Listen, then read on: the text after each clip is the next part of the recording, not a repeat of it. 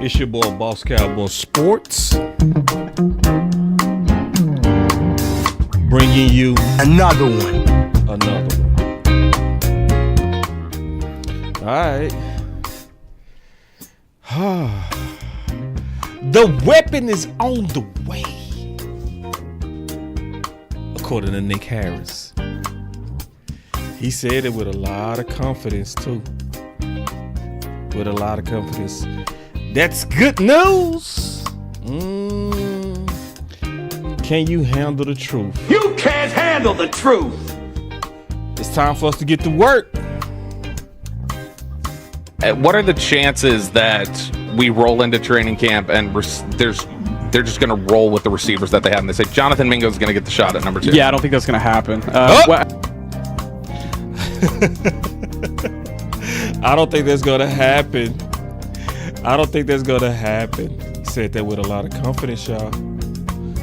So, you know, Boss got to talk about that. Yeah, we got to talk about that because that's great news. But we also got to talk about something else.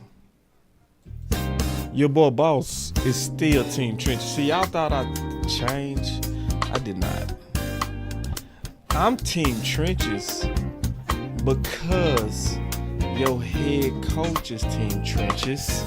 And that's also the main reason we lost and lose big games. Not receiver 2. And I'm going to be honest. You know I'm going to always be honest with y'all.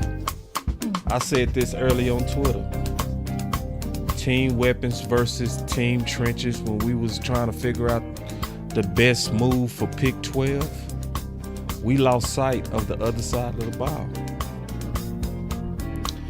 That's kind of smart though, because you got to focus your energy sometime. You do. You got to focus your energy. But we going to talk about all that, man. Yeah, I'll be right back.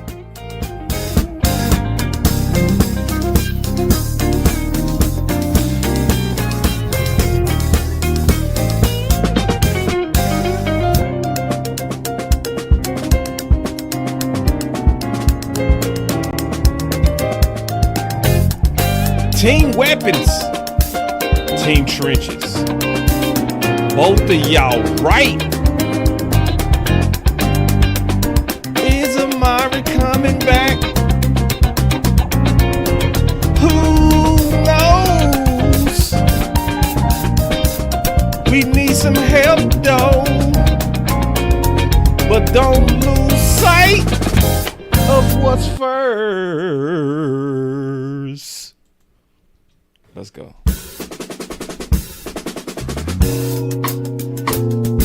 How y'all feeling, man? Feeling good, Billy Ray? Feeling good, Valentine? Team Trenches. Team Trenches.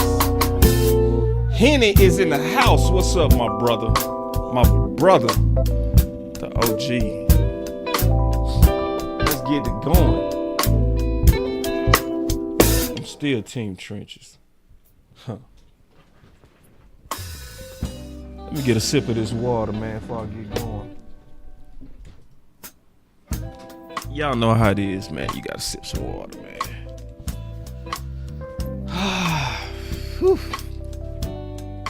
Let's get it. Come on now, let's talk some ball. Now, I got about 17 different clips queued up right now. Because this is the type of show you want to listen to if you want answers and you can't handle the truth. If you can handle the truth, I'm going to give it to you today. But first, let's start with the good news. Hold on. Oh, man. Out the gate, I sure appreciate it. And I'm glad you did that, Angie, because you reminded me of something. A couple of things you reminded me of, Angie. I gotta kick a special shout out to some people. Y'all give me a sec. I'll be right back.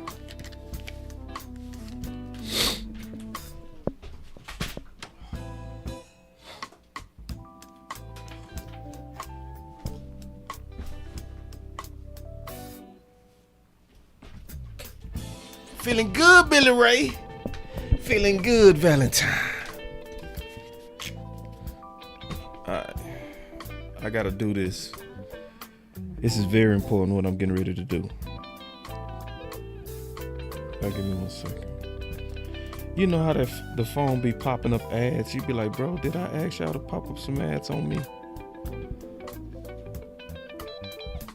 Oh, man, y'all still showing love. Man, this is crazy, huh? So, special shout out for the people on CashApp. Angie, Marshall, C, Hallelujah, Terrence, Mr. Burns, Pamela Ward, Travis, Jermaine, Eddie. Man, I sure appreciate it. When I looked at the Cash app this morning, I was shocked. So that just tells me y'all really appreciate them film sessions. And when y'all, obviously show support like that, that make it easier to do. I also, just real quick before we get into the content, I got a special film session coming tomorrow. It's a real film session too. I do real ones. I don't do highlights. I don't do lowlights.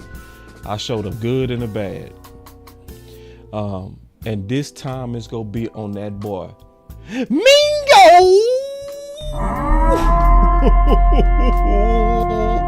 It's time to set the record straight. We gonna talk about that. And man, I so appreciate all that money. It honestly helps because I'm gonna show y'all too. I'm gonna show y'all tomorrow that I ain't get paid on that last video from YouTube. I'm gonna show you. So I ain't playing no games with y'all. All right, let's get into the content though. Let's go. Feels so good Nick, when he jokes. This is something where I think a lot of people wondered, have there been too many hurt feelings for Amari Cooper to reconcile with this team? Good question. Has the COVID shot caused Jerry and Amari not to be able to make up? Has Amari been throwing too many tantrums? Oh, hold on real quick. This is a good question. Because this might make it better. He say, we doing Boss Land or you doing it early? I was gonna do it early. But do you want to do it on Boss Land? Let me know, because that mean ain't nobody gonna get paid. Keep that in mind, Henny. And I know y'all just turned on y'all monetization just came back on. I know y'all just beat the RICO case. I know you and landlord. Y'all just beat the RICO case. We'll talk about it. I'll call you. I was gonna do it before. I was gonna do 2 shows, bro. I'm in overtime right now for this weapon. I'm in overtime, bro. We'll talk about it. We'll figure it out. Is that even going to be possible? But, you've said that this is somebody that is absolutely on the radar for the Cowboys as they still haven't filled that wide receiver 2 hole. Yeah, absolutely. Going into the 5th round on day 3. See, Nick finna go into his bag. Listen. Well, going into the 1st round, we could start there. Tedero McMillan was the top target going into the night, being like, hey, if he's there at 12, it's an easy turn in for us. We don't need to wait for the phone to ring for a trade back. We're going to make this happen. Obviously, he was not there. He goes to the Carolina Panthers. What was that at pick number 8? And they pick Booker. So they go into day 2, don't get a receiver. Go into day 3, they have an opportunity in the 5th round to pick a receiver in that instance. Y'all want us to do a joint film session on that? Are you sure? Instead, I'll do it. I ain't tripping. They go with Shamar James. And after that, receiver was off the board for the rest of the draft. That'd make it easy on me if we did that. That would make it easy. I want to just freestyle with them boys though. But we'll figure it out. And so, when I put in the article on Monday that Amari Cooper has had building interest coming out of the draft, it's listen to this part. This is important. This is context. Listen. When I put in the article on Monday that Amari Cooper has had building interest coming out of the draft, it's like, okay, we need to look around to see who are available as far as trade targets. They had already been doing work ahead of the draft in that sense. And then obviously the free agent market. Amari Cooper was a name that was getting tossed around before the draft, but since the draft, I say building team interest because they don't have a receiver coming out of the draft. So, He said that because after the draft, they never took care of the weapon. But he also said, and he wrote, right? So, because I listen very closely. He said, however, there is building team interest in bringing free agent Amari Cooper back for a reunion in Dallas, according to Star Telegram team source. So what he wrote and what he said is a little bit different. You know, not saying he's making it up. Sometimes you talking fast. You know what I'm saying? He never mentioned a source verbally, but he wrote that it came from a source that is building. Okay. So that's a small difference, but I'm gonna pay attention to the details just all the time. I'm gonna always move like that. And so there's plenty of options on the table. You know, whether it's a George Pickens or a Rashad Bateman, we talked about those as far as trade targets. There's trade targets around the league, and I think that's what Dallas is really trying to sort through at the moment to try to find that established number two. But if they can't, I think Amari Cooper is their safe fallback option. See, that's important to know. Try to find that established number two. But if they can't, I think Amari Cooper is their safe fallback option. So according to Nick, he's the fallback option. He's not the primary option. We tried to go get a trade somewhere, and we first searching through that market first. If that market is not what we want, we go try to see if we can actually get something better, is what he's saying, than Amari. If we can't, we got us a safe fallback and having discussions with Amari. Now, this is the most important part. You should be able to get Amari at a very, very good price. Because after the draft, like, let's just look at Amari. Let's just keep it real. Amari, man, look, how much do you think that jewelry costs? You know what I'm saying? Like, Amari got a lifestyle.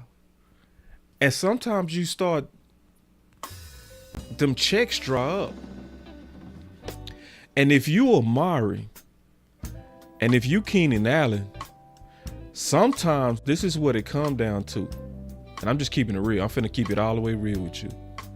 Sometimes you need to get back in the league and show people you still got it. Sometimes that's what you got to do. Sometimes that's what Saquon had to do. See, because everybody wants Saquon now. But let's be honest. I was here, and I was hearing the conversations last year. And you know what we were saying? I'm talking about Cowboy Nation. Don't get him. He injury prone, boss. Don't even talk about him. Henry, he old. But guess what? He went to a team that fit him. He showcased his skills and got another bag. You know who else that's happened to? Cobb. Cobb was looking like he was washed too. Bad. Partnered that boy with Dak, and that boy got another bag. So at this point, players like Amari, players like Keenan, you ain't gonna never get no better price than what you'll get right now. I'm talking about Dallas. And they ages are starting to tell them that. But let's keep going because I want to blow through these clips. I got a lot of clips to go through. A lot of clips. Here we go. I say fallback because they still feel confident that Amari Cooper can be a number two, that he can be a productive wide receiver in the league. And if you're looking at Amari Cooper's market, it's not that strong. So I feel like they could get it at a pretty good price, and they can move forward with it. Yep, and that's exactly what I said. Listen. I say fallback because they still feel confident that Amari Cooper can be a number 2, that he can be a productive wide receiver in the league. And if you're looking at Amari Cooper's market, it's not that strong. So I feel like they could get it at a pretty good price, and they can move forward with it. So then let's talk about the context of why. See, because I showed the film yesterday.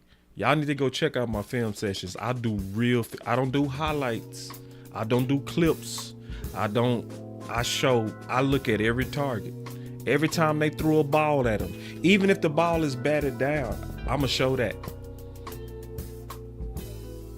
I show everything. So if y'all remember, I started with Amari about a month ago. I showed the first 6 games. This time I showed the bottom working up. So I got way more than what you're supposed to. You're supposed to look at about 6 games on any player. That's the standard. That's the bare minimum, right? Some people go say, there's no way these content creators really can do analysis like a scout. You gotta, they can't do the job that somebody's doing and getting paid. Yes, you can, bro. Yes, you can, bro. And a lot of times, we actually do it better. Especially those of us who love it. It's like anything. When you love something, you take more pride in it versus if it's a job. And then sometimes people just good at it. But let's keep going because it's some more. Listen, this is important though. This is important. What are the chances that we roll into training camp and they're just going to roll with the receivers that they have? And they say Jonathan Mingo is going to get the shot at number 2. Yeah, that's the most important question right there. Y'all clap it up for Bobby Belt. Clap it up for him. Clap it up for him. Come on, Button. You got to do it when I say. Thank you.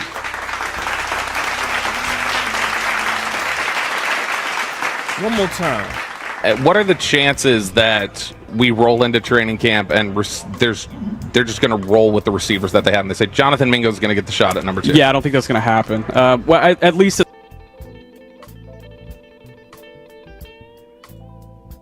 Shot at number 2. Yeah, I don't think that's going to happen. Shot at number 2. Yeah, I don't think that's going to happen. At least as far as the people that are pushing behind the doors for this to... Hey, don't let that detail get by you. The people that are pushing behind the doors... What do you...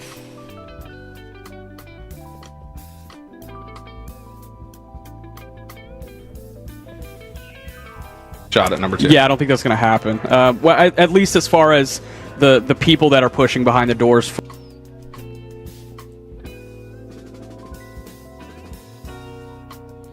So let me try to interpret that.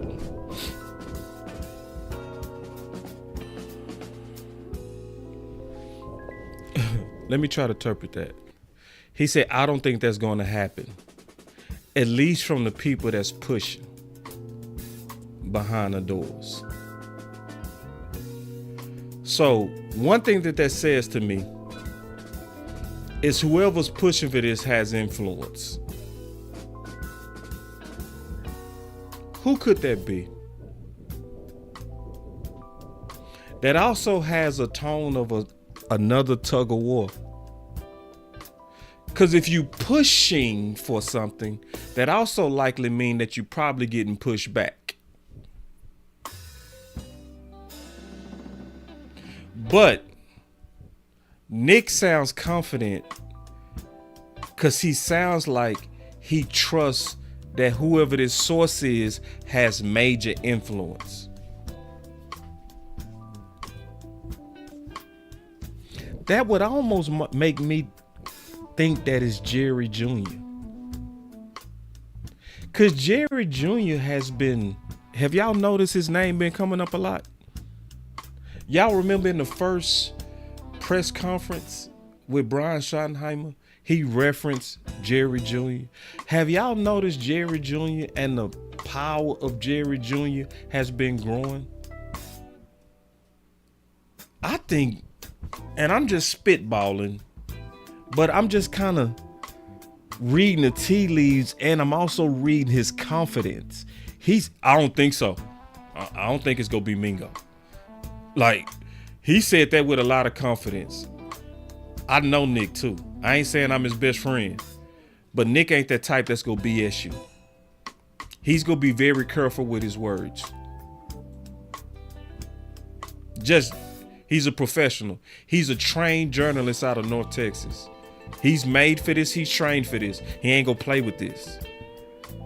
Jonathan Mingo's going to get the shot at number 2. Yeah, I don't think that's going to happen. At least as far as the people that are pushing behind the doors for the people that are pushing behind the doors. So let me ask you a question. If people are pushing behind the doors, shouldn't we help those people push? So if it's some people that's pushing, why we sit on our hands? Shouldn't we send a message that we also want what those people pushing for wants? Or should we just complain? This ain't the time, in my opinion. You can do what you want to do. But when I'm listening to Nick say there are people pushing for this, I don't think that those people should look to their left and look to their right and figure out, damn, I'm pushing by myself. I would want who's ever pushing for this competition on the inside. Could it be Brian Schottenheimer? If it's Brian Schottenheimer pushing, I would want to push with him. I would want him to look to his left and look to his right. And guess what? The fans pushing too. Are we all pushing together though? Or are we mad? Are we sitting here saying our voice don't matter? They don't listen to us. Why? Why do a hashtag? Why? Why should we all be saying the same thing at the same time? Why should we be putting in our order? You know why we should be putting in our order? Because actually, it works. I'm gonna play this every day until we figure this out. We'll say, so Jerry, Steven, and some other people in the front office, they do get a printout. I don't know if it's daily, but every couple days of, Twitter things that, are being written and people are saying, but I every day or every other day, they get a report. Meaning they keep their ear to the ground of what their fans are saying. And they specifically get a report about Twitter. Amp showed me that you could actually get AI to describe the universal voice of a fan. You can ask AI, how is the Cowboy fans feeling after the draft? And it would tell you. It would tell you. It would literally say right now, the Cowboy fans are excited after the draft, and a lot of them are giving the draft high grade marks. But there is another group of Cowboy fans super frustrated over wide receiver 2. And if you telling me people getting a report, reading it, you don't think that's getting their attention? Like, our fans really want this wide receiver 2 thing. So this is why I do love the anger that's out there. My boy Rome is mad, and I'm happy he mad. I'm happy. And he talking about it. He doing videos about it. That's good, because guess what? That anger shows up in them reports. They sitting there reading them reports. Damn, man. We got an A grade and they still ain't happy. But if we were smart, you know what else we should add to the AI? You know what else we should add to the AI? When they ask ChatGPT, could you generate for me the universal feeling or what's trending with Cowboy Nation? Yeah, the Cowboy Nation is happy with the draft. They feeling good and giving it a universal grade of about an A or a B. At the same time, there's a lot of voices about wide receiver 2, and they seem to specifically really be high on Keenan Allen or Amari Cooper or Dobbs. See, if we just hit a little simple hashtag, all of us together, it would say it on the report. I want y'all to know the first time we pushed Keenan Allen to Dallas, it got 2 million. No, it got up to 1 million impressions, and it started to trend nationally. Key Allen to Dallas was a national trend. You don't think that came across their desk? So, is it right for him to clearly say there's people pushing for this and we leave them pushing by themselves? Is that right? Because this is what I'm going to say, and I mean this. I'm going to just be blunt with y'all. If you quit while they shopping, I don't want to hear you never complain about players quitting. If you can't just hit a simple hashtag to support your team and support the movement, I don't want to hear nothing from nobody that didn't do this about they quit, they soft, you soft. You soft. If you can't get behind a simple hashtag, you soft. And I ain't hearing nothing about. I ain't gonna let nobody talk to me about they quit. Nah, if you didn't get behind whoever's pushing for this inside, you quit. So I don't want to hear nothing about the team quit when you a quitter. I don't want to hear nothing. I'm gonna be like, bro, shut up, bro. If you didn't help the fight, just shut up, bro. All right, my boy with the super chat, he said, boss, thank you for going live. I look forward to your videos every day. And sign Gilmore, ADT, a wide receiver too. Absolutely. Clap it up. Clap it up.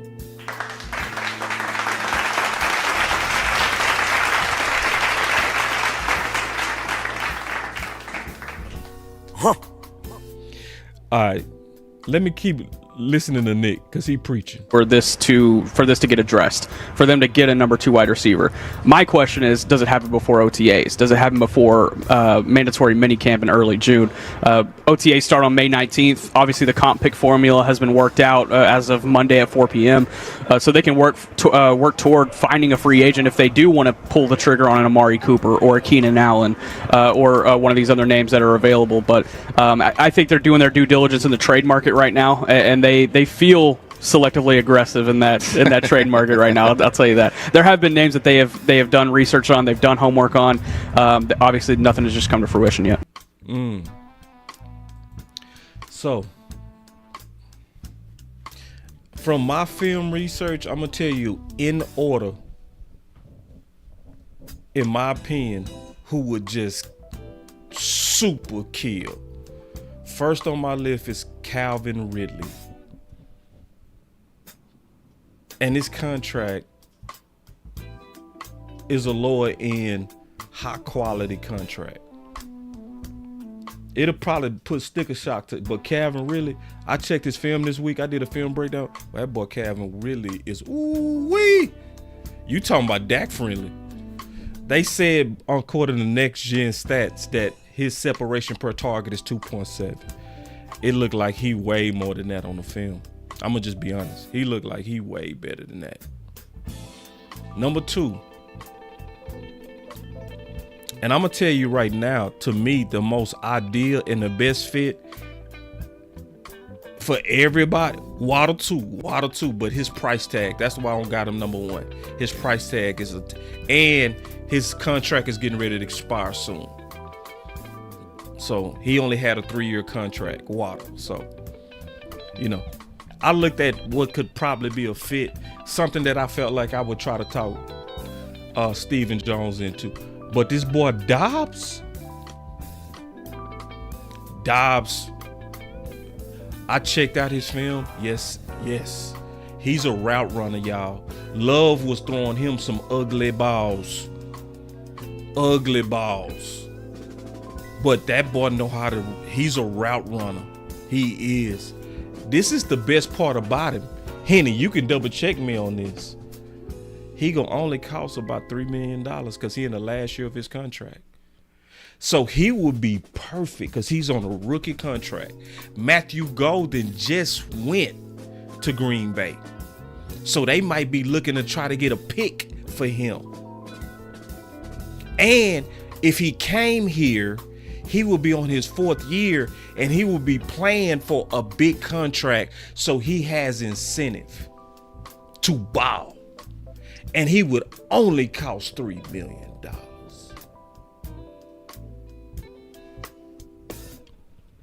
Number 3, Keenan. That boy Keenan.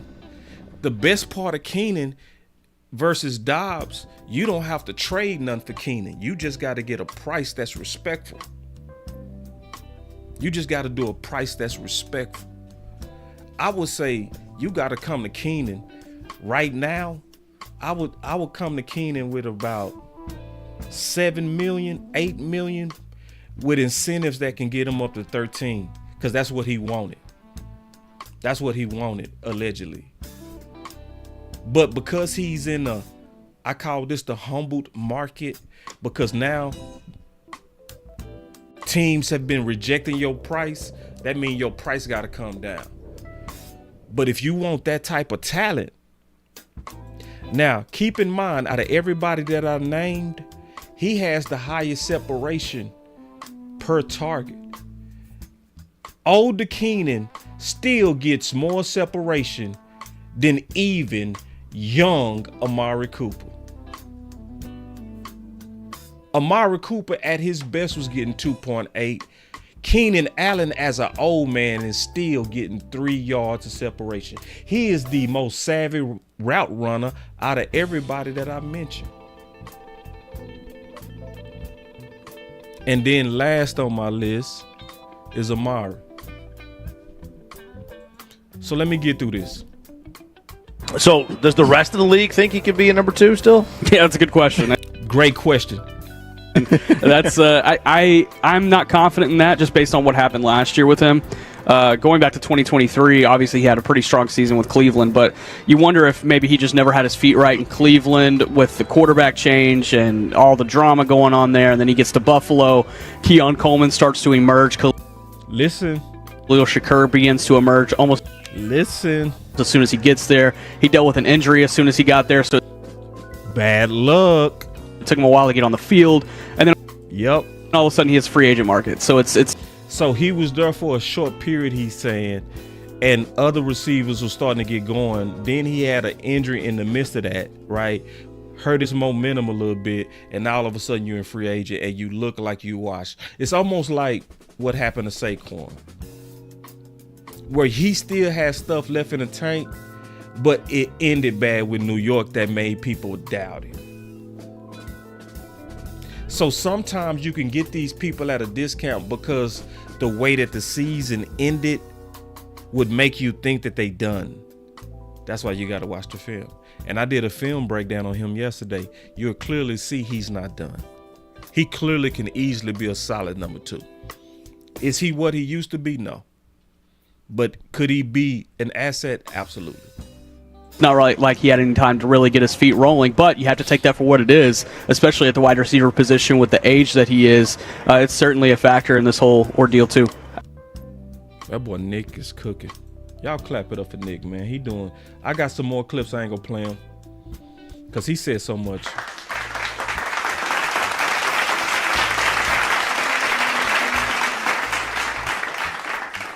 Got me a super chat from my brother, OG Chris 214. Let me go to that super chat. Here we go. He said, some people in the streets been saying they are not explosive enough. I totally disagree. Film says otherwise. And see, I'm gonna tell you something. Anybody in the street saying that, they would never, ever, ever, ever, ever, ever, ever meet me and do a film session. They would never, ever, ever do that, because they would get exposed. I done showed, at this point, 11 games on Keenan. Ain't nobody that actually looked at the film, and if you went by next gen stats. And I'm telling you, it's some content creators that would sabotage they own Cowboys just to be right. That same thing was happening with Booker. See, when a lot of content creators thought we wasn't gonna get Booker, they thought we was gonna go weapon. It wasn't like them debates we was having in here. It wasn't like them. Those was good faith, honest debates. It was a lot of sneak dissing going on. It was a lot of lying on this game. I'm talking about Booker. It was these content creators pushing guard.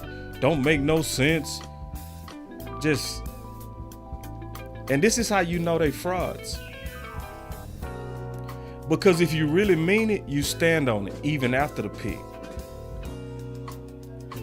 You don't just, if you hated the player, if you hated the concept of guard at 12, if you're an honest individual, you stick with it. You don't do an about face immediately. You don't do it like that. Not if you really meant what you said. So you got to be careful when you listen to some of these people, man. I'm being honest. Because some of them don't have no integrity, man, at all. Yeah, because if you said it, you stand on it. See, when I said I ain't like Cooper Kupp, I ain't go back on that. Because his name got hot with Cowboy Nation for a minute. I still didn't. Nah, I don't feel him. Same thing I'm going to do with Pickens. We might get Pickens. I did a film session on him. And you know what I did for my film session yesterday? I'm just being honest. He's not the best fit for Dak. And I would stick with that. Even if I would just be honest. So it would be, oh, you don't like Pickens, boss? You don't like, because see, the fans will try to put pressure on you. They'll put pressure on you. Oh, boss, you're negative. It's like, bro, I'm not going to lie, bro. The next gen stat said that he's 2.3 yards of separation per target. My film breakdown said the same thing. If you want me to cheerlead what was not the most ideal for my quarterback, you're not going to get that from me. Now, do I hope he succeed? Yes. But I'm not changing up my research over the fans.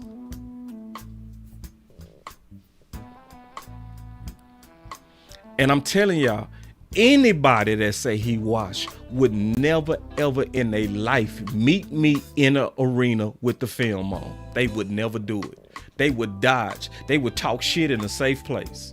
I promise you that. Because if they showed up to the arena, they will walk out embarrassed. So, anyway, now, I might not even get to all this, man. It's so much. But now I'm going to try. I don't want to be here all day, though. But I got to get to this. This is important. Because I'm going to be honest, y'all. In my opinion, we taking our eye off the ball. We taking our eye off the ball. And I feel like we setting ourselves up. I have a bad feeling that we're going to get a weapon. Yeah, I might have to do part 2 tomorrow. Because I don't want to be here too long. But I got to talk about trenches. I have to talk about these trenches. Because I'm still team trenches. Does that mean I don't want a weapon? That's not true. I definitely want a weapon. But the more I thought about it, I'm like, even wide receiver 2 shouldn't be priority. For a while, it was priority to me. But then I've been thinking about it. I've been like, nah, wide receiver 2 shouldn't be priority. That one tech should be priority. Let me listen to my head coach. You look at how this whole NFC East shakes out. You've obviously been in the division. Before I listen to my head coach,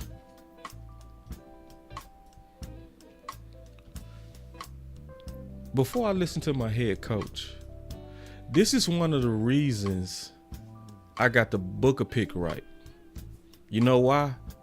Because I actually listened to him. I didn't just nitpick what I wanted to hear. See, it's a lot of people ran with that. You build from the outside in. That's because that's what you wanted to hear. But if you really listen to him, he talked about the trenches way more than he ever even alluded to a weapon. But when people heard outside in, that mean he want a weapon. He don't want guard. See? And it's like, bro, I told y'all, he talked about the trenches 3 times. He talked about offensive trenches 3 times, defensive trenches 2 times, receiver alluded to it once. That's if you listen to the whole context and don't nitpick what he's saying. Now, also, when he's asked about the East, I want y'all to listen to him. Listen when he's asked about the East. When you look at how this whole NFC East shakes out, you've obviously been in the division. What do you think that you guys have to do to be able to compete in this division for the... What do you have to do to compete in the East? You should get wide receiver 2. Let me see what he say. Win the division. Well, again, I think, number one, it's an incredibly difficult division. Addressing the front 7 on both sides of the ball is something that we've wanted to do. Again, one of the mantras of our program is going to be, you got to own the line of scrimmage.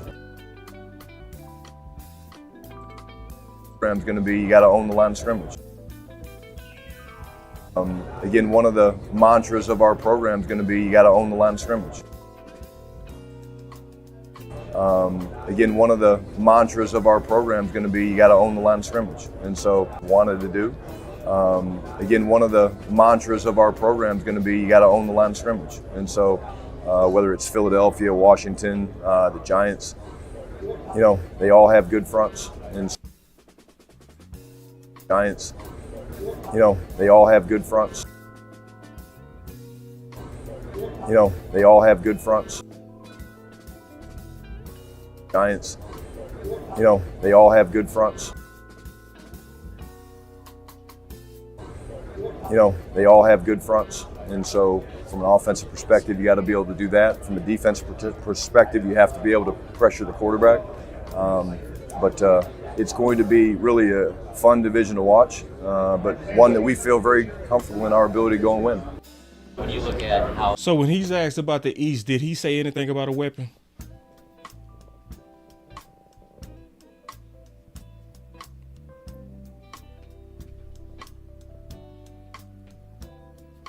What did he talk about? Winning up front.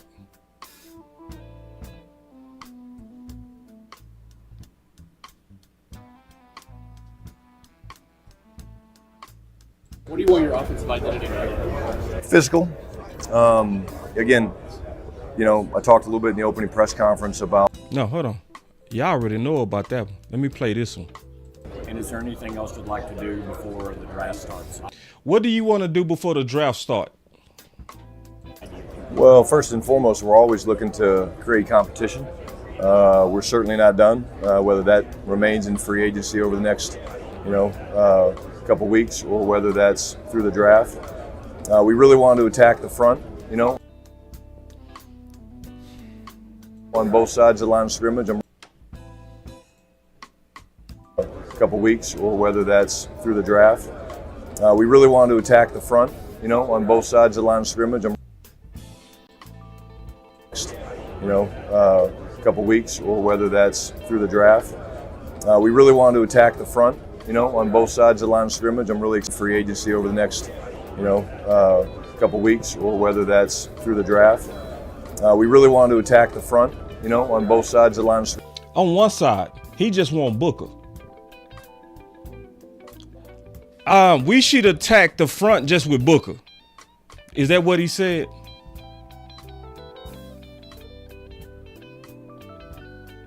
Or did he say both sides again? Free agency over the next, couple weeks, or whether that's through the draft. We really want to attack the front, on both sides of the line of scrimmage. I'm really excited about what we did on the defensive side of the ball up front. Getting guys like Solomon Thomas, Peyton Turner, to get Dante to come back. What is he talking about? Is he talking about weapons and running backs? Or what is your head coach focused on?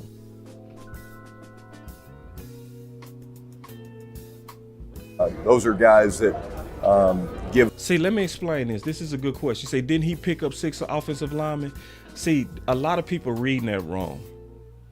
I never fell for that. A lot of people thought, oh, surely he's not going guard. Look at it. He's picked up so many guards, boss. Give up that Booker dream.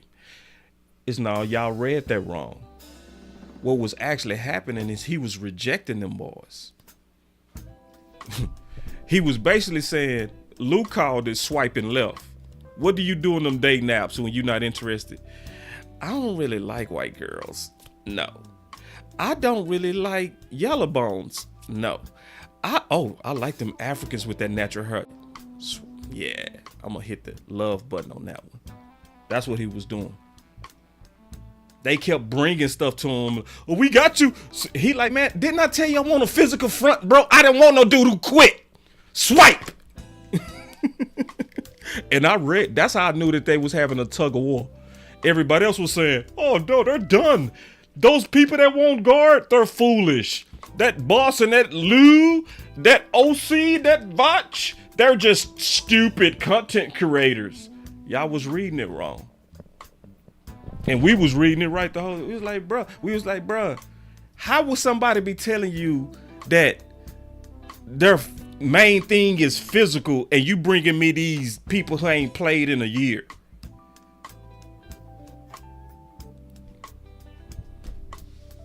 He was swiping. Man, get that shit out of here, Steven. The fuck? See, why do you think they was debating? You ain't see leading up to the press conference, they was fighting. He was like, stop bringing me this stuff, man. Why do you think Booker showed up at the 30 visit at the last minute? He was fighting for that shit.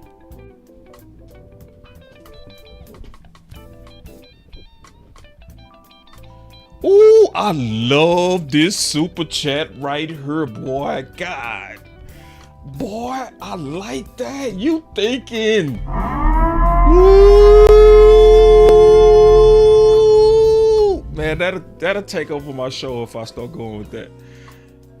That'll take over my show. I can't take the bait. Nah, he said he fell into the guard. Nah, he didn't fall into the guard, bro. He didn't. He wanted that the whole time. He wanted to guard the whole time. Matter of fact, I got the clip where they actually came out and said they had Booker and Ted graded right the same. And what was really going on, it was an internal fight.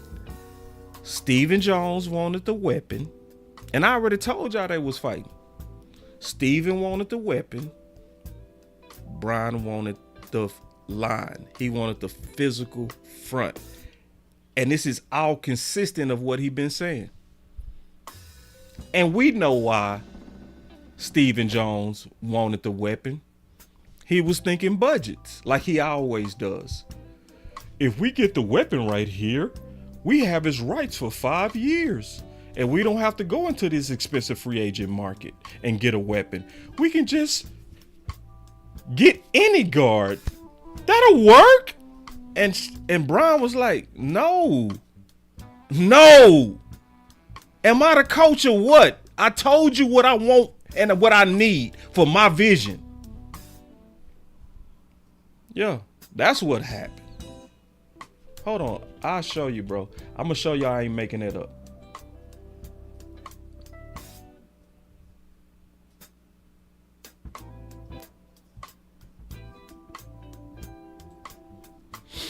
I ain't even had this in the presentation, but you gotta stay ready. You gotta stay ready. Listen. On the McMillan front, he was their top guy, but this is something we were discussing actually yesterday on the draft show, the wrap up.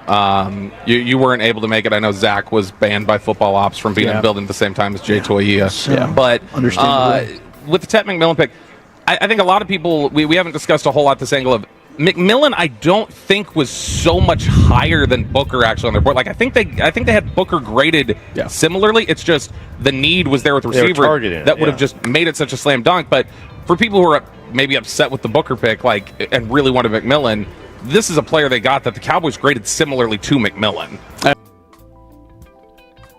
I don't be making shit up, y'all.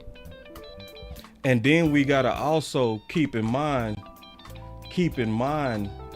that your head coach wanted Booker. The board was like that because they was fighting. Don't you remember Jerry said in the pre-draft press conference, he said, has it ever took us this long to get the board together? Yeah, because they was fighting. So that's why I don't buy Tet was the automatic. Nah, I don't think Tet was the automatic at all.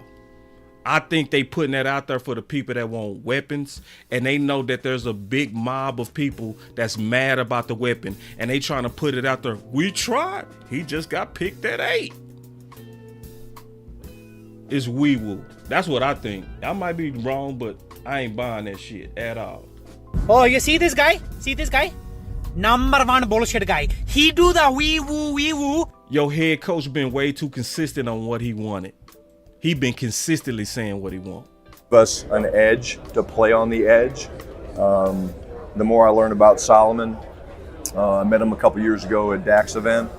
His story's incredible. His leadership skills are incredible.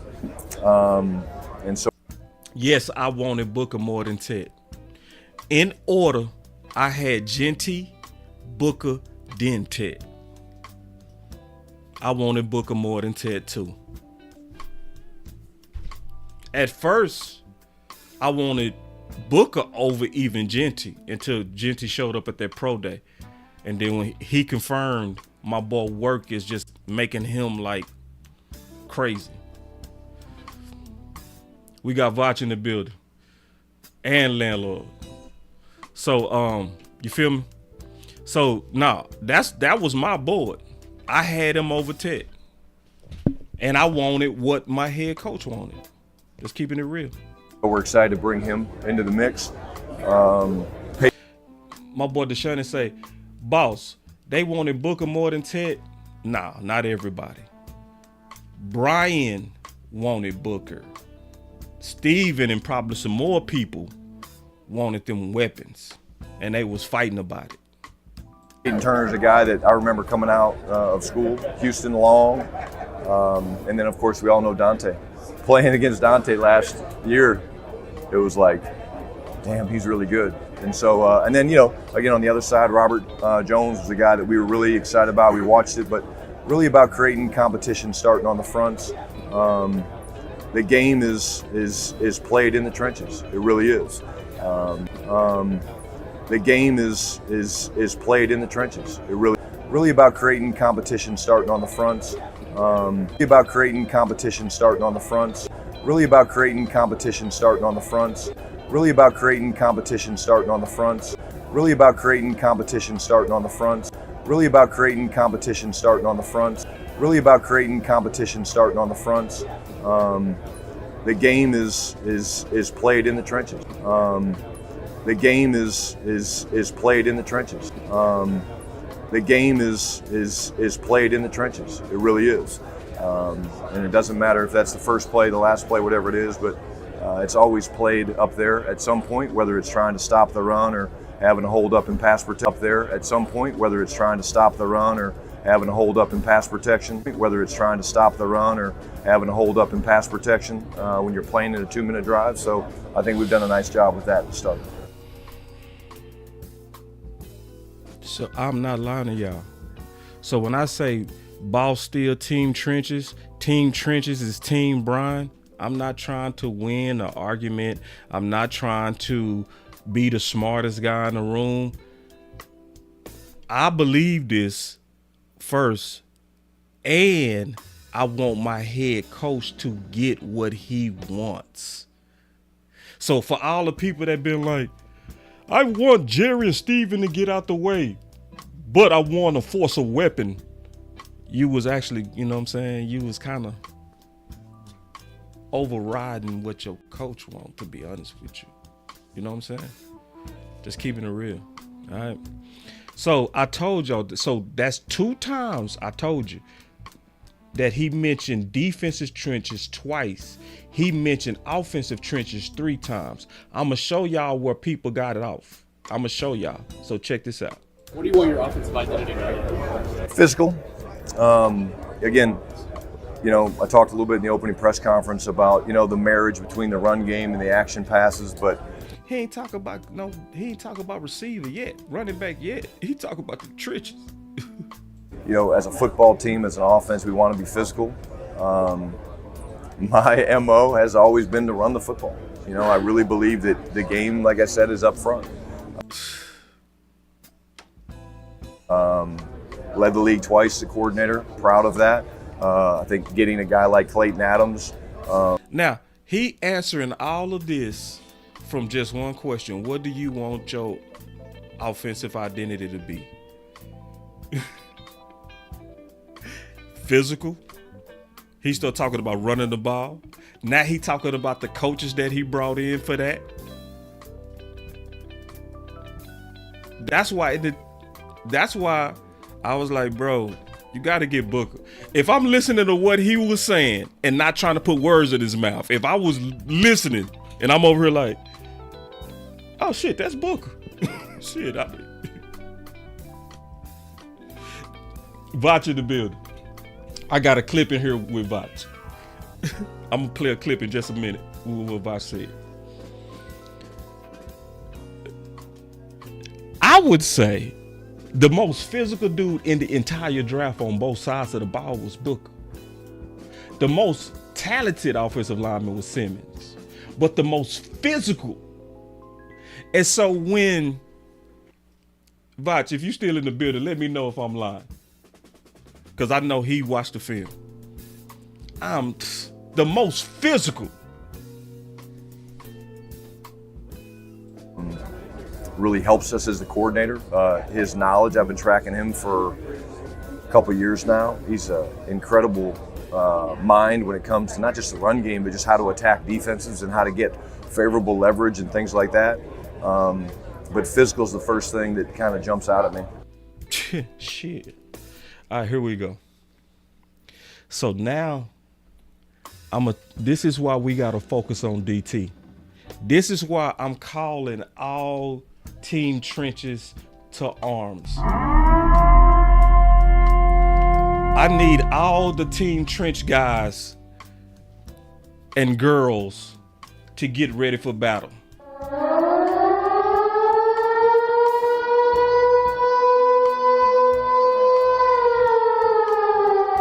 I'm finna bring it home now. Get ready for I gotta sound the alarm. Because if we don't focus on trenches, if we don't focus on quality at DT, we got somebody that's gonna likely make a big mistake, like he always does, over betting on his guys. So listen. You know, there's usually, big defensive tackles out there that.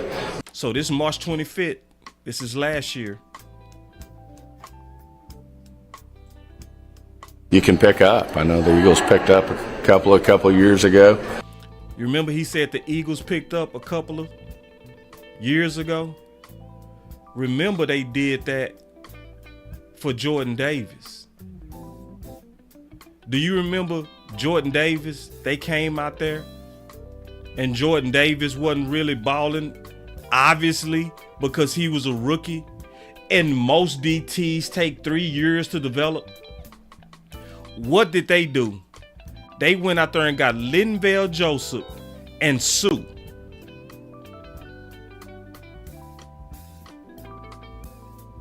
But if you're not careful, Stephen Jones gonna have us going out there with Justin Rogers in year 2, who didn't play last year, and go try to go out there with Denzel Daxon. And I don't care what kind of highlights you see, clips you see of these rookies, don't trust them to do a grown man job as a rookie. Don't trust it. Don't trust it. I don't even care if they weigh 340. It's something about being in them trenches, play in and play out, that takes a man a while to get used to. And let's just look at the makeup. We only have one veteran right now, and that's Mozzie. Think about that. My boy got a super chat.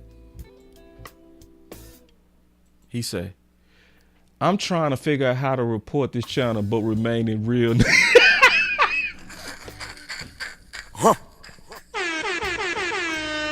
Say, I already know me and you go fight Thursday, bro. I already know me, you and Henny, we go box. I already see it. I see it coming. And the worst part, you getting all my points. You just taking notes, man. You over here like. But we go box anyway, because I told you I was unleashing Team Trenches Part 2 today. I told you. I told everybody. I said we won the first battle. But this ain't winning the war. Winning battles is not winning the war. You win a war when you win the Super Bowl. So I'm already telling y'all, if you think we done because we get wide receiver 2, we not done. And you still should be loud. Late in the game, and just feel like there's going to be some opportunities there at that position as well. To add something, to add some depth and some competition for camp.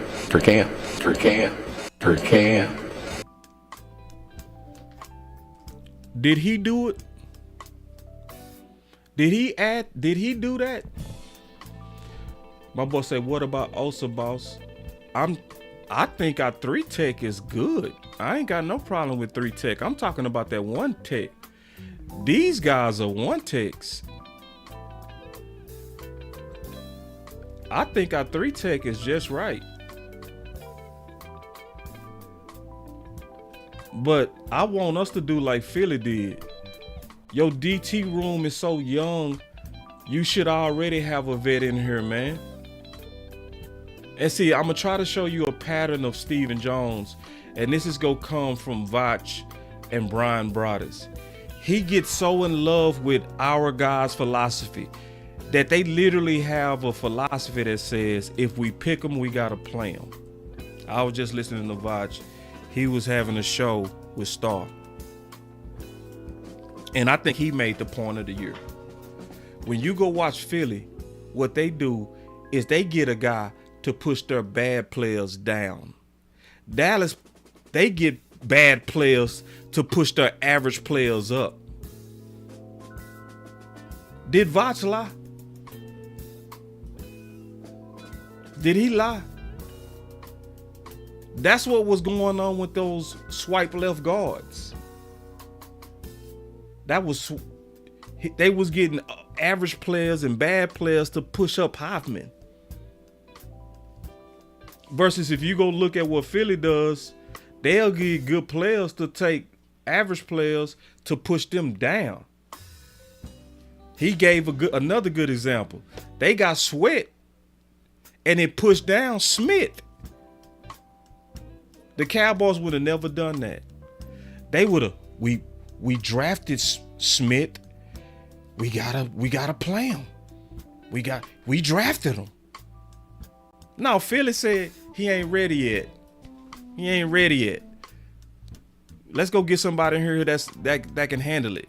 What did they say with Jordan Davis? He not ready yet. He not ready yet. Let's go get some vets. Let's see, that's the difference. We over here trying to push our drafted guys up. And they saying, well, that drafted guy not ready. Let's push his ass on down. That's the difference. We playing politics over budgets because that's what it's about. He trying to stay under the cap by always playing these young guys. And he look at free agents as people that's in the way of their development. That's why he keep forcing them. So let me show y'all something that was crazy, right? Listen to this.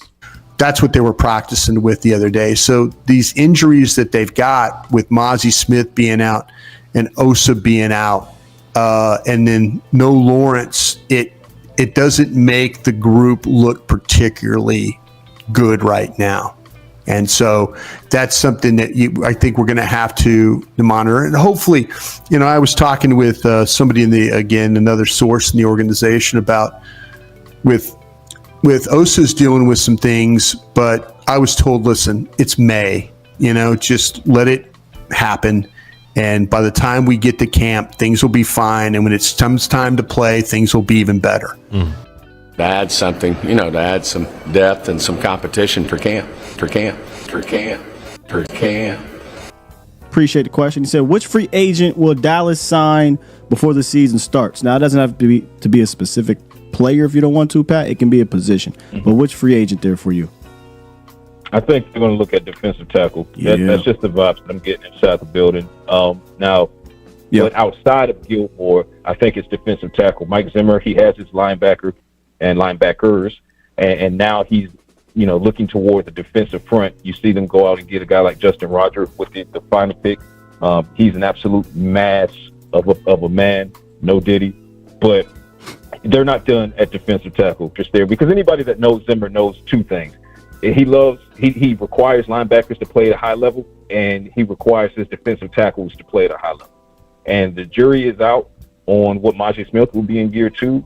The keys are being thrown to that young man with Jonathan Hankins no longer in the building, but you need more at defensive tackle.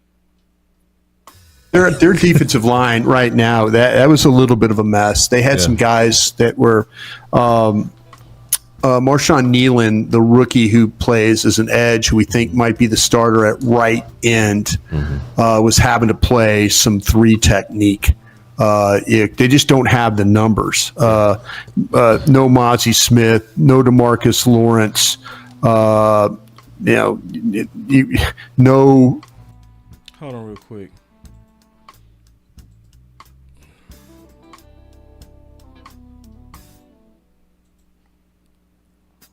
I think you're missing the point, Trip. Trip asks, is Zimmer still the coach? No. But Stephen Jones is still over personnel. And what I'm trying to show you is the pattern of Stephen Jones. And I want you to peep what Brian is saying. They were so lean at defensive tackle that they was taking an edge rusher and having to put him on the inside, which is stunting his development. All the while, Stephen Jones promised that it was going to be some DTs for camp. Duriel Johnson. Sure. But there's usually, big defensive tackles out there that you can competition for camp. To add something, to add some depth and some competition for camp. Those guys were getting reps. Sean Nealon, the rookie who plays as an edge, who we think might be the starter at right end, was having to play some 3 technique.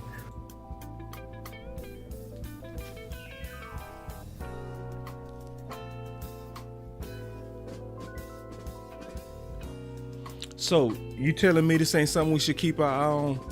You telling me this ain't something that they would do?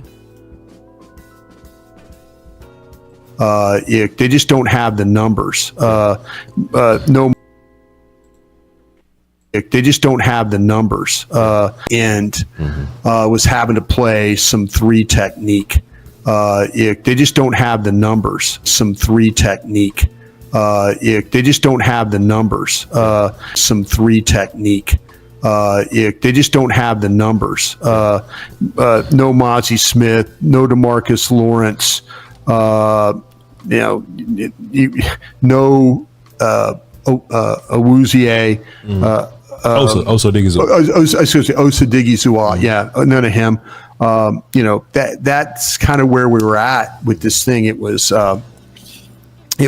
not as pretty, when you got Carl Davis in there, and you're also talking about Justin Rogers. He's getting an opportunity to play, which is a good thing. But yeah, the edges didn't look great when it came to just you're like you say, nothing against Duriel Johnson. Sure. But Tyrus Wheaton, all those guys. Tyrus Wheaton, those guys were getting reps. Yeah. That reminded me very much of a team that when you get to training camp and all of a sudden we used to have injuries where there would be 2 or 3 guys banged up at a certain position. Sure. And now you're playing guys and you're just knowing there's no way in hell we could play a game with these guys and be fine. So now let's go to camp. Remember, he said he was going to have some DTs for camp. Y'all remember that? Some competition for camp.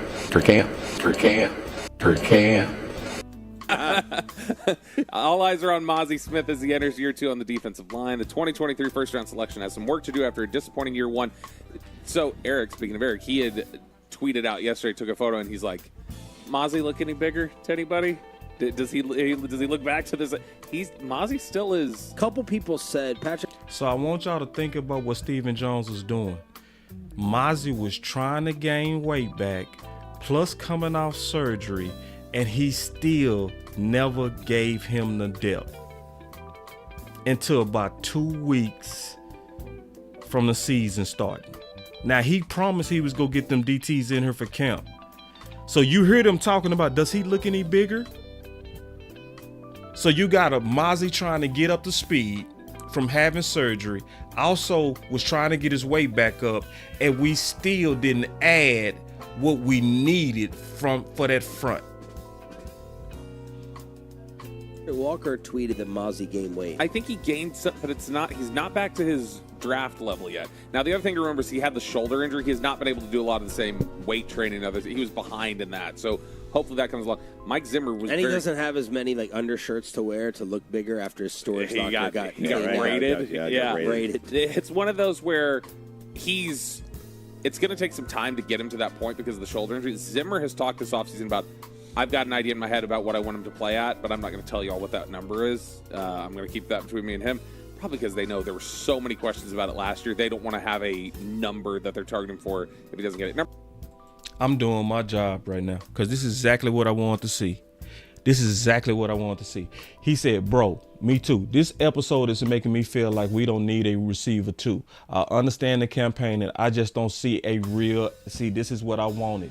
See, I want us to keep our eye on this too. Yes, wide receiver 2 is important. It is. But let's also stay just as loud, just as angry about DT. Because I want y'all to think about why we lost these playoff games. I want you to think about what was really happening when we lost to the Saints. What really happened when we lost to the Ravens? What was really happening? Was we losing that game because they had a corner over there shutting down our wide receiver 2? No, they was gashing our ass up the middle. So what I'm trying to do is wake us up. Like, don't you think it's just wide receiver?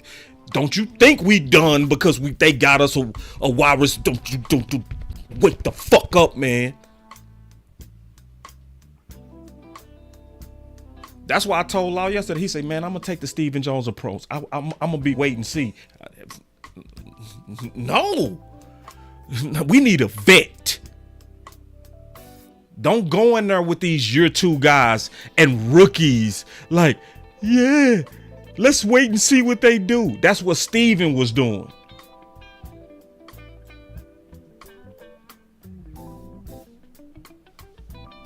So I'm waking us up. I'm trying to get us ready for phase 2 of the fight.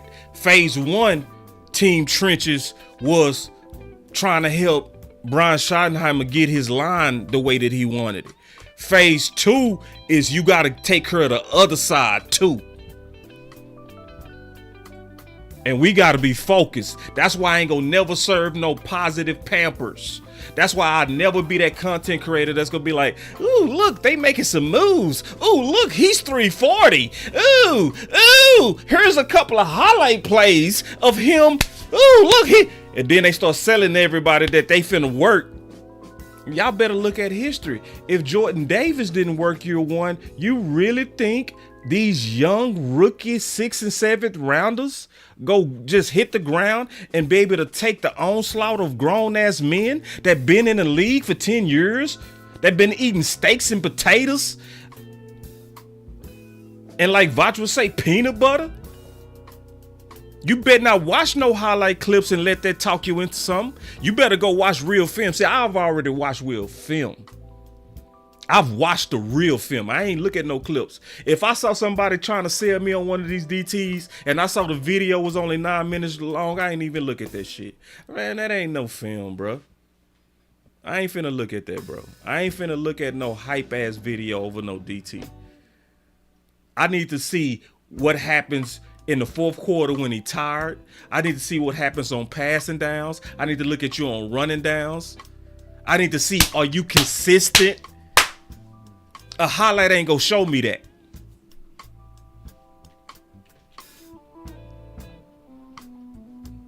I'm out on Mozzie Smith. I'm definitely one of these guys Hold that's on. like, I don't Hold want... on, Zach. I'm done. I have Kevin. read from a very prominent website that he is awesome and So looks unbelievable. I'm not going to training camp. dance around the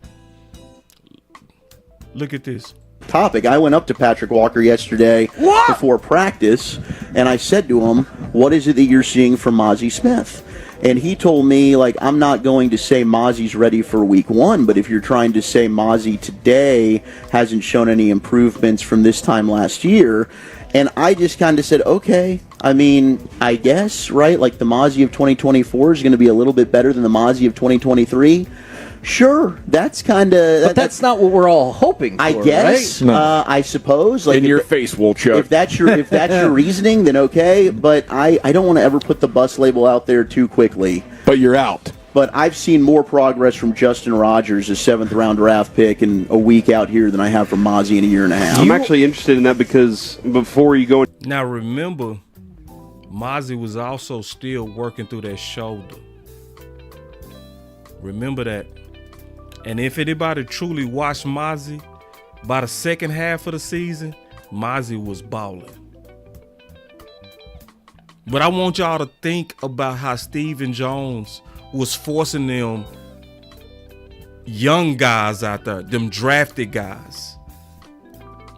Any further with that, does that mean that you think Justin Rogers is that dude, or you're just saying, hey, hold on, that's the low level that I'm competing It's with? probably more so the competition level, but I do think right now, today, Justin Rogers is probably your best one technique. Gotcha. Yeah. Other than the coaches, Zanina Very and true. Pecco. Man, Zanina's been all over Mozzie, too, by the way. So I had somebody else out here tell me Justin Rogers does everything better than Mozzie Smith. He does. And when you On and off the field, right? When you watch him do I don't know defensive about line off the work, field, probably. you can tell. Like, the coaching staff's like, hey, good rep here, Justin. Good rep, Carl Davis. And then Mozzie, they got to take a minute. And maybe some of it is, we've heard the mental aspect of things. I think Mozzie can get very down on yourself. You could see it out there, too. One thing you can't teach is heart.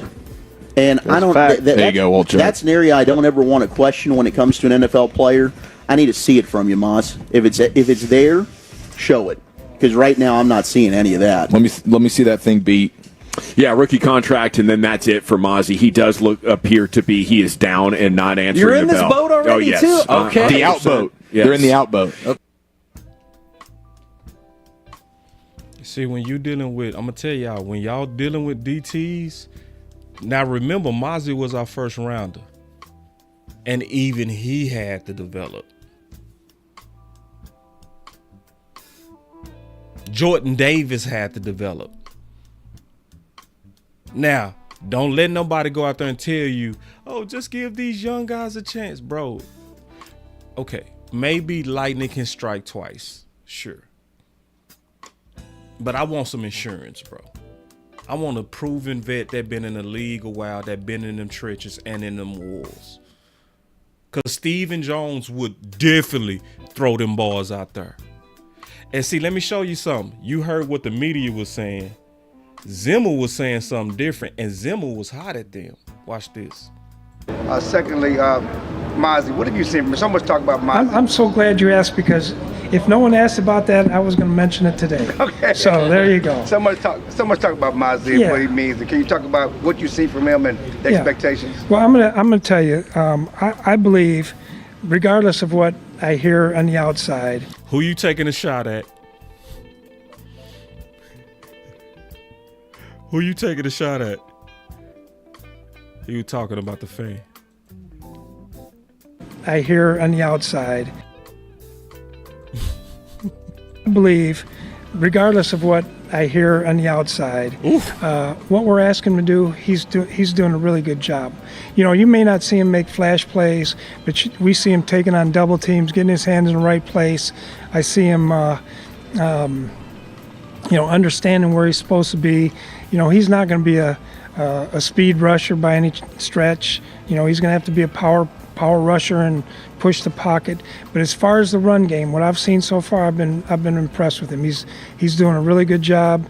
Now he's got to keep it up. But I've enjoyed what I've seen with him, along with the rest of the defensive line.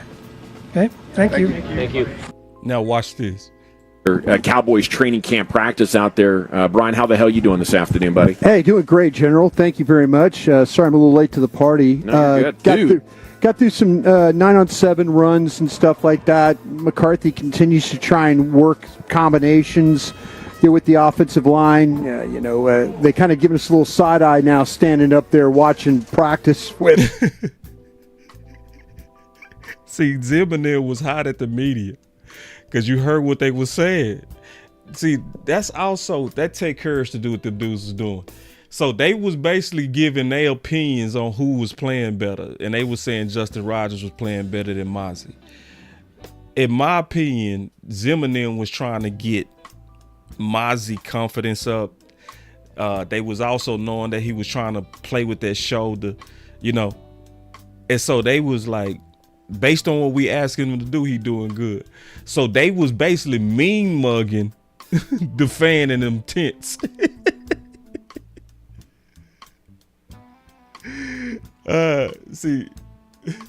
Hold on real quick.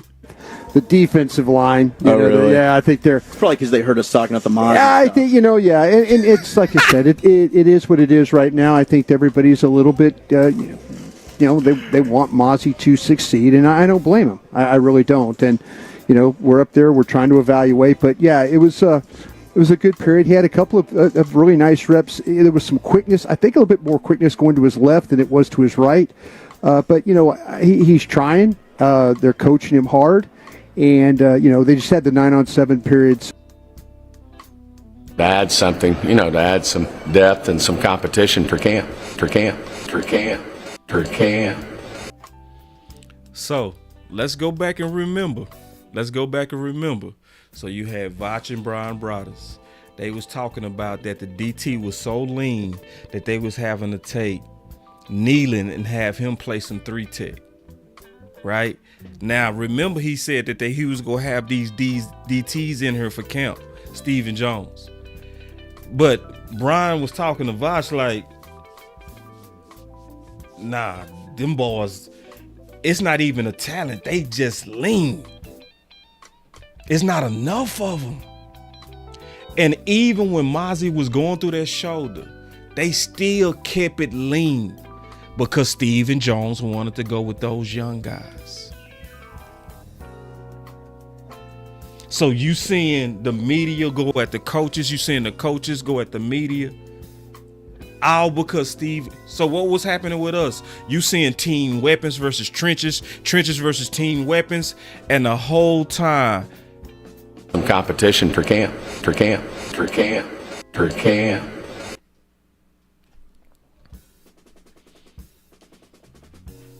It wasn't enough competition for camp. The whole time. So then I got 2 more clips and I'm gonna sum this up. You obviously big focus on stop and run. You got you're inexperienced on paper at the defensive line, even with Mozzie. Right. Listen, you inexperienced on paper. Guess what? You still inexperienced on paper. Remember when we had T. Williams?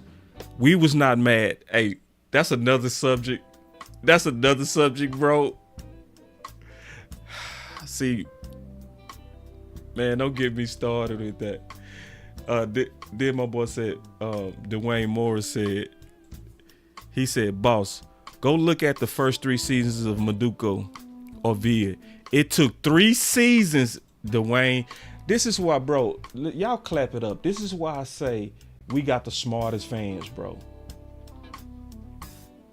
Clap it up. It took 3 seasons for them to reach their potential. Don't just look at tackles, but percentage of snaps. The same thing also happened to Jordan Davis. Low key, the same thing happened to Dexter Lawrence. You didn't get the best Dexter Lawrence to year 3. That's when Dexter Lawrence went Fulio. But listen, because I'm trying to get y'all ready for the next fight. That's why Killmonger, I think I got his name right. Boss is sitting right there. Because it's not about just the fight with Booker. We need to get right to the fight for the other side of the ball too. Team trenches. But listen. You got you're inexperienced on paper at the defensive line, even with Mozzie. Right. Well, the scheme gonna make that much of a difference? Well, I hope so. Do you want that from your? Do you want that? Do you want your coach saying, "I hope so"? The scheme gonna make that much of a difference? Well, I hope so. You know, it's. Do you want that? Do you want that? You see what'll happen if we take our eye off DT? You see what'll happen? You see how Zimmer is flustered, saying, "I hope so," and the whole time he had a promise. To add something, to add some depth and some competition for camp. And then the camp is here, and he's saying, even with Mozzie. Right. Well, the scheme gonna make that much of a difference? Well, I hope so. You know, it's. To add something, to add some depth and some competition for camp.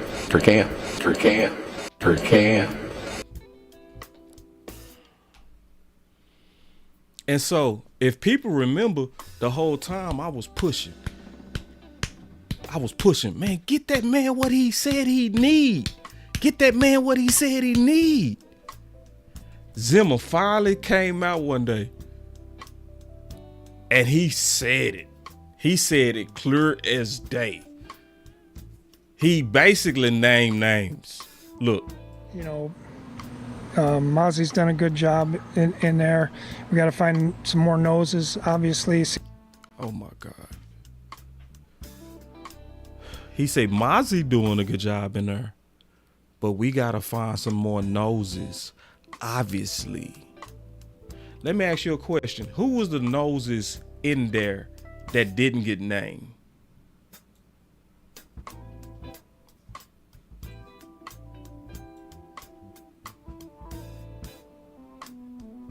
The young ones.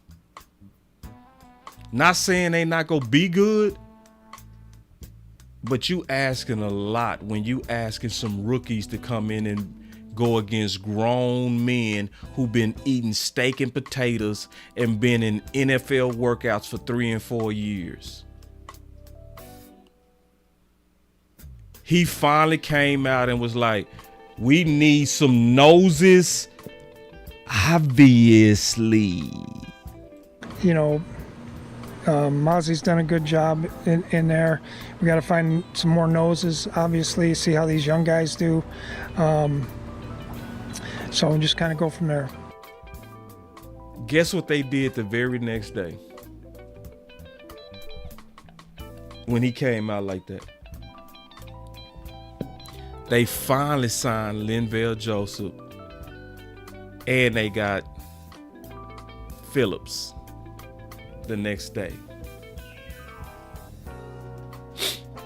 But when did Steven say he was gonna have him in there? When? To add something, to add some depth and some competition for camp.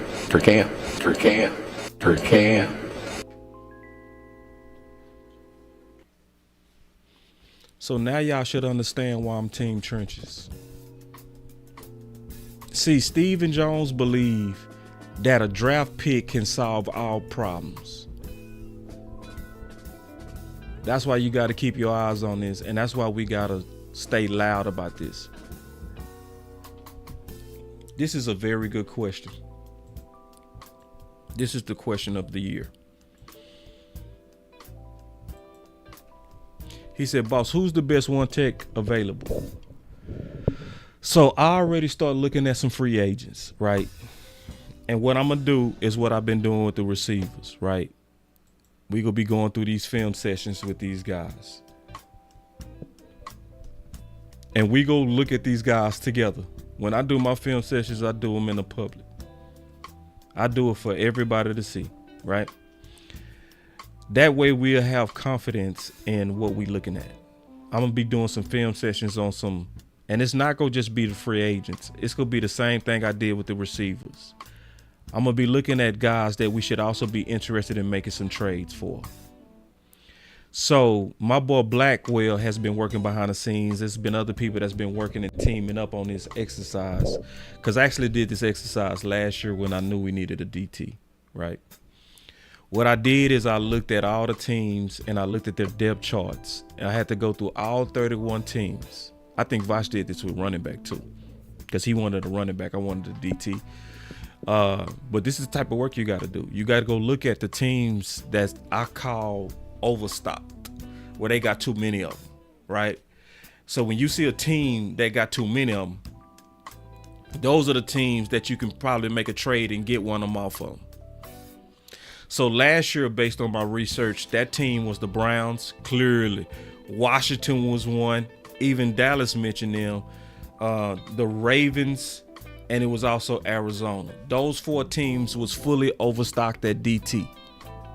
So those are the type of teams that you should be lobbying Dallas to make a trade for. What's up, Big Time? We got Big Time in the house, man. Great job at the draft show. I had fun with you, man. I had fun with you. But, like always, I don't want us to take our eye off the ball. That's why I'm doing this show. I don't want us to fall for, because we've been so thirsty and so hungry for a weapon. And we so tired of fighting for the weapon. I don't want us to think when they deliver the weapon that our fight is over. I don't think our fight is over. I think our fight is just beginning. And I think the smart thing, it's some people that's going to say, let's see what they can do. Okay, fine. Let's see what they can do. But I'm going to tell you when Philly made their change. They made their change and went with the vet DTs before the trade deadline. That's when they went out there and got Suit and Linval Josephs. But it's a risk when you do that too. Because Linval Josephs and Sues don't grow on trees. Every free agent market is not the same. Then you also got to keep in mind where you getting these free agents from. Because if you do it late, it's going to be just like us. When we got Phillips and we got Linval Joseph, they didn't have a fast start. They had a slow start. Why? They wasn't in camp. They wasn't in our camp. We got them 2 weeks before the season was going to start instead of the beginning of camp, where Zim and them could have coached them dudes up. You know, obviously, you know, they would have made their mistakes like everybody in the trenches go do. Because it took about 3 games or 4 games for the trenches to finally start rolling. But that's because Stephen Jones didn't get them in before camp. That position as well, you know, to add something, you know, to add some depth and some competition for camp. He didn't do that. So for people that's going to be like, well, let's see what the young guys can do, boss. You know, that new DT we got, he weighs 340, boss. Let's see what he can do. Okay, well, if he go out there like most DTs and get thrown around because they not used to that NFL strength where you need to let them cook. See, Voch call it peanut butter weight. I call it steak and potatoes. We saying the same thing. Some positions have to mature. We one of the few fan bases that think being big is all you need to be. Oh, he 340, shit, he good. No, he not, bro. The technique, the leverage, the grown man strength is just different. And so let's just think about it. How many DTs or one techs is past 3 years or 3 years?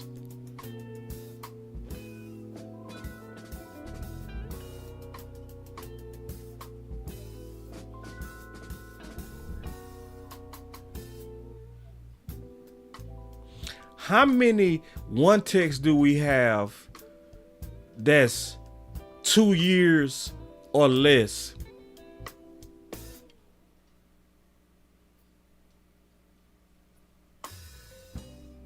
How many?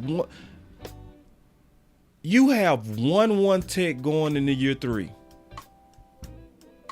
You got 4 that's 2 years or less.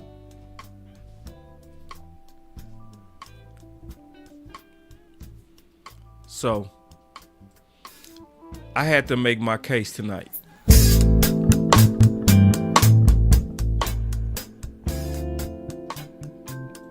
Now, does that mean we gonna be a bad team? Nah. Are we gonna likely still win games? Yes, Lord. Did we have a fantastic draft? Yes, Lord. Yes, Lord! But could you make a few moves to put you over the hump? Yes, Lord! See, I want y'all to think about it. All them years we was 12-5, we was a few moves from being over the hump. I'm serious. Yes, Lord! I say it all the time. I'm gonna say it again.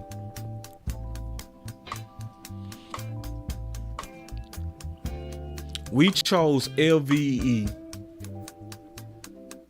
over Bobby Wagner and then complained when Green Bay was running down our throat.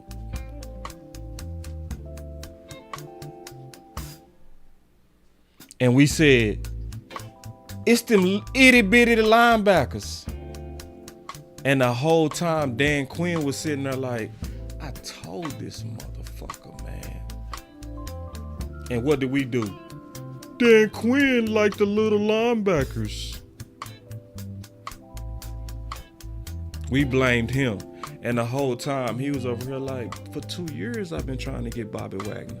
For the last 2 years, he's been the leading tackler in the league. We was this close.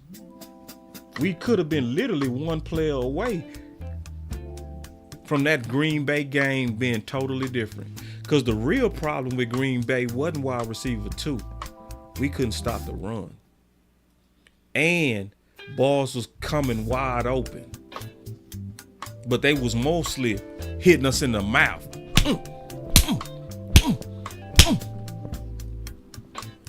That's what they was doing.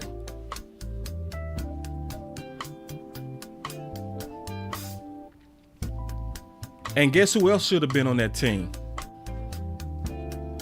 Because we went with our guys. The same guy we talking about getting back. He never should have been gone. Don't forget Stephen Jones. I'm just keeping it real, y'all. What did he say? He said this out his own mouth. I can play the clip for y'all. Stephen Jones said, we couldn't have kept Gallup if we would have signed Amari. In other words, they chose Gallup over Amari. And remember, they signed Gallup, who had ACL surgery in February. And Amari didn't need no surgeries.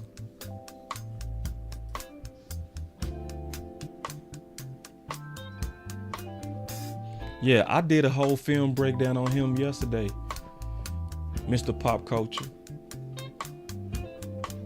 I appreciate that super chat. I rock number 28 and I rock number 10. That was my football numbers. But I'm just showing you what Stephen Jones will do. And see, we all, I'm being honest, we all happy about Fowler. But remember, when Fowler was here, he wasn't getting the reps he's supposed to get. Armstrong was taking his reps because he was one of our guys. And Fowler was a free agent. This is exactly what Vach was talking about when he said, Philly pushes their average draft picks down. What we do is we go get bad players to push our draft picks up. That's what we do. So when I'm looking at DT and everybody focusing on wide receiver 2, and you hardly hearing any noise at One Tech, while we have 4 of them in their first 2 years, I'ma just say it blunt. We slipping. We slipping. And I can't love my team and just sit back and watch us slip. The same energy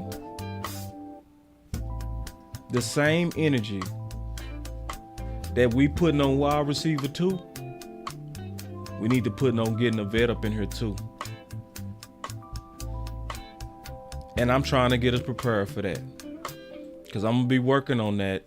Y'all gonna see a whole lot of content coming from me about that. I'm gonna need us to share that content. I'm gonna need us to hit the like button. I'm gonna need us to do a lot of work, because Steven is gonna want to go in there with his guys. That's his pattern. I think the main reason he looking at wide receiver 2 is because we loud about it. I'm talking about the fans. They angry about it.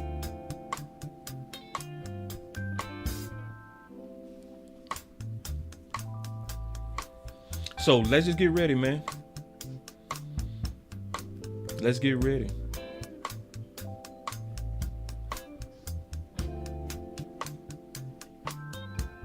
Y'all give me one more second, man.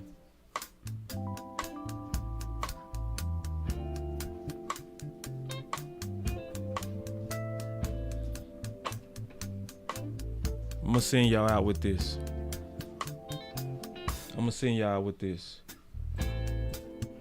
So that we can get ready.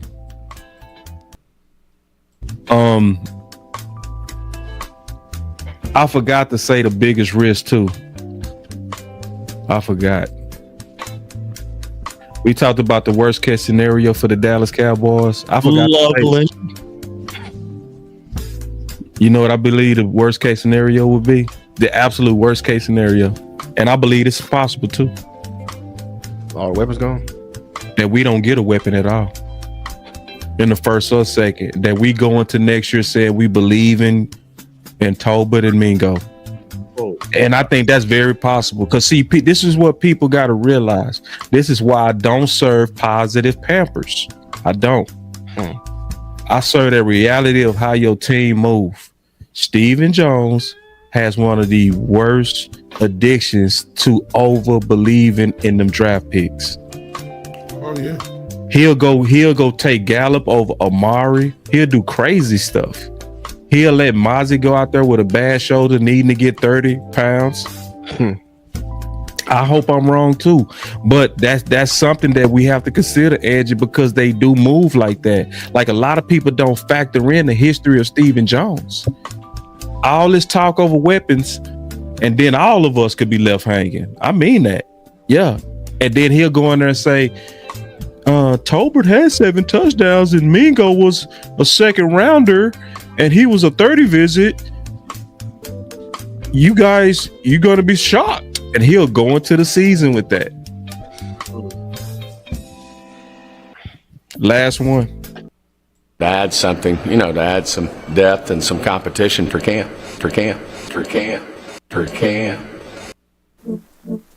Boss Cowboy Sports, where your voice matters. Look, moving too bossy, we don't tread softly, Let's get ready. Flossy, the streets that taught me, Let's get ready. We don't tread softly, Fight for your squad. Flossy, the streets that taught me, I'm just trying to get my nigga paid. We came from Section 8, and I knew I was at since the 2nd grade. Man, I swear my time is coming, cause I'm never late. Came from broken homes and broken dreams to getting paid. Dollar bill, listen close, this is not a drill.